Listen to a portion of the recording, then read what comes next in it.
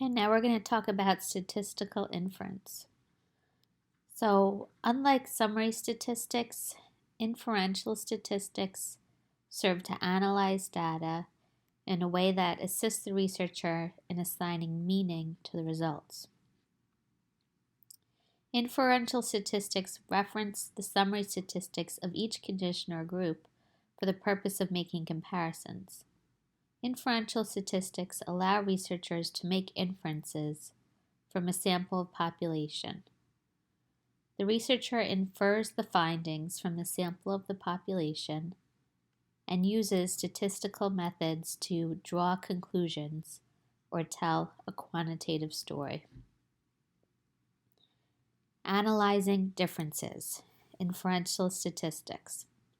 Statistical methods that ascertain the significance of the difference between two groups of data on a single dependent variable. So procedures can be used to compare two different groups on a single dependent variable between subjects and within subjects. So we're at inferential statistics. We're analyzing differences between two different groups or within a different subject. We're looking at differences. So the most basic level is this two-group, one-variable analysis for determining statistical significance in differences. This would be a parametric test. We would use the z-ratio when there are more than 30 subjects or the t-test for smaller subjects. Here's an example of the t-test. You don't need to know how to do this.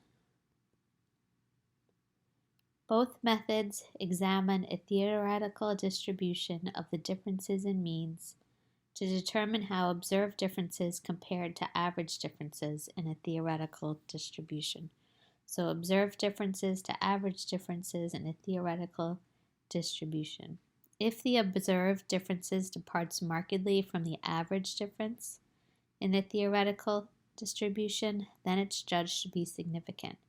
And remember, we spoke about significant levels. This is really important. So 95 out of 100 times or 99 out of 100 times, what you observed didn't occur by chance.